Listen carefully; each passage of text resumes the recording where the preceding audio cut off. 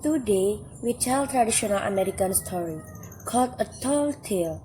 A tall tale is a story about a person who is larger than life. The description in the story are exaggerated, much greater than in real life. This makes the story funny. Long ago, the people who settled in undeveloped areas in America first told tall tales. After a hard day's work, people gathered to tell each other funny stories. Each group of workers had its own tall tale hero. Paul Bunyan was a hero of North America's lumberjacks, the workers who cut down trees.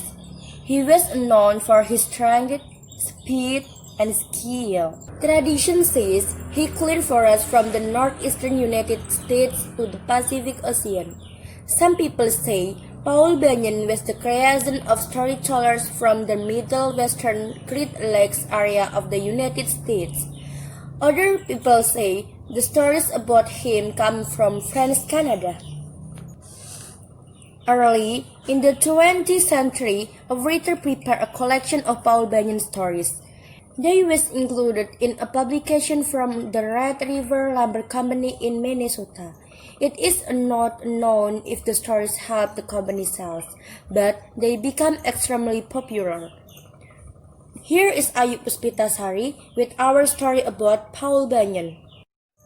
Many years ago, Paul Bunyan was born in the northeastern America state of Maine. His mother and father were shocked when they first saw the boy. Paul was so large at birth that 5 large birds had to carry him to his parents. When the boy was only a few weeks old, he weighed more than 45 kilograms. As a child, Paul was always hungry. His parents needed 10 cows to supply milk for his meals. Before long, he ate 50 eggs and 10 containers of potatoes every day. Young Paul grew so big that his parents did not know what to do with him. Once, Paul rolled over so much in his sleep that he caused an earthquake. This angered people in the town where his parents lived. So the government told his mother and father they would have to move him somewhere else. Paul's father put a wooden cradle, a traditional bed for a baby. His parents put the cradle in waters along the coast of Maine. However, every time Paul rolled over, huge waves covered all the coastal towns. So his parents brought their son back on land. They took him into the woods. This is where he grew up. As a boy, Paul helped his father cut down trees. Paul had the strength of many men. He also was extremely fast. He could turn off a light and jump into his bed before the room got dark. Maine is very cold for much of the year. One time, it started to snow. The snow covered Paul's home and a nearby forest. However, the snow was very unusual. It was blue. The blue snow kept falling until the forest was covered. Paul put on his snowshoes and went out to see the unusual sight. As he walked, Paul discovered an animal stuck in the snow. It was a baby ox. Paul decided to take the ox home with him. They put the animals near the fireplace. After the ox got warmer, his hair remained blue. Paul decided to keep the blue ox and name him Bab. Bab grew very quickly. One night, Paul left him in a small building with the other animals. The next morning, the barn was gone and so was Bab. Paul searched everywhere for the animal. He found Bab calmly eating grass in a valley, with the bird still on top of his back. Bab followed Paul and grew larger every day. Every time Paul looked, Bab seemed to grow taller. In Tuesday, much of North America was filled with thick, green forests. Paul Bunyan could clear large wood areas with a single stroke of his large, sharp axe. Paul told Bab to help with his work. Beb was very useful. For example, Paul had trouble removing trees along a road that was not straight. He decided to tie one end of the rod to what remained of the tree in the crown. Paul tied the other end to Beb. Beb dug his feet in the crown and pulled with all his strength until the rod became straight. In time, Paul and Beb the Blue Axe left Maine and moved west to look for work in other forests.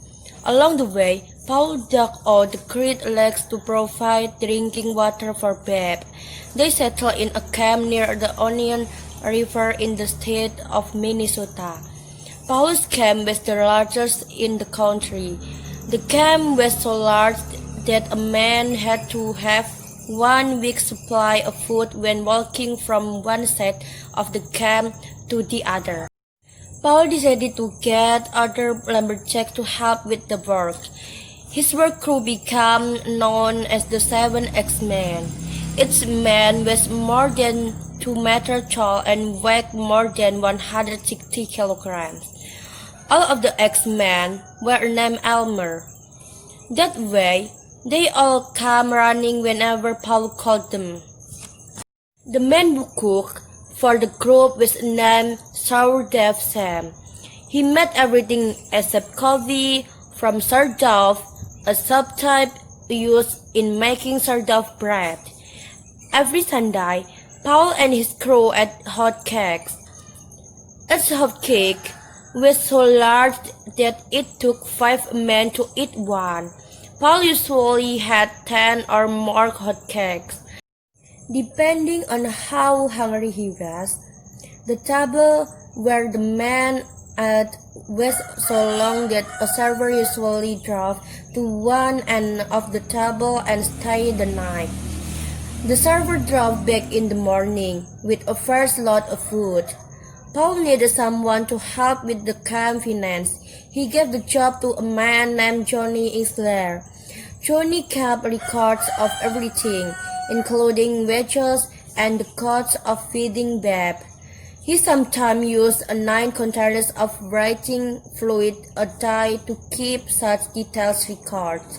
The camp also was home to Spart, the reversible dog. One of the workers accidentally cut Spart in two. The man hurried to put the dog back together, but made a mistake. He bent the animal's back the wrong way. However, that was not a problem for Spart. He learned to run on his front legs until he was tired. Then he turned the other way and ran on his back legs. Big mosquitoes were a problem at the camp. Then men attacked the insect with their axes and long sticks. Before long, the men put berries around their living space. Then Paul ordered them to get big bees to destroy the mosquitoes, but the bees married the mosquitoes, and the problem got worse. They began to produce young insects. One day, the insect loved of sweet caused them to attack a ship that was bringing sugar to the camp. At last, the mosquitoes and bees were defeated. They ate so much sugar they could to move. Paul always gave Beb the Blue Axe a 35-kilogram piece of sugar when he was good, but sometimes Beb liked to play trick. At night, Beb would make noises and hit the ground with his feet. The men at the camp would run out of the buildings where they slept, thinking it was an earthquake. When winter came, Beb had trouble finding enough food to eat. Snow covered everything. All the blacksmith solved the problem. He made huge green sunglasses for Beb. When Beb wore the sunglasses, he thought the snow was crushed. Before long, Beb was strong and healthy again. One year, Paul's camp was especially cold. It was so cold that the men let their facial hair grow very long. When the men spoke, their words froze in the air. Everything they side remained frozen all winter long and did not melt until spring. Paul Bunyan and Bab left their mark on many areas. Some people say they was responsible for eating pureed sown in the western state of Washington.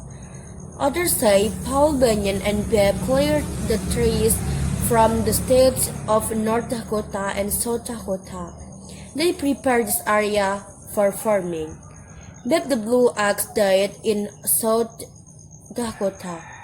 One story says he ate too many hot cakes. Paul buried his old friend Tree. To die, the burial place is known as the Black Hills. Whatever happened to Paul Bunyan? There are lots of stories. Some people say he was last seen in Alaska or even the Arctic Circle. Another tradition says he still returned to Minnesota every summer. It says Paul moves in and out of the woods, so few people ever know that he is there. You have just heard the story of Paul Bunyan. It was adapted for Special English by Church Group. Your narrator was Ayuk Puspita Sari. Join us again next week for another American story in Special English on the Voice of America.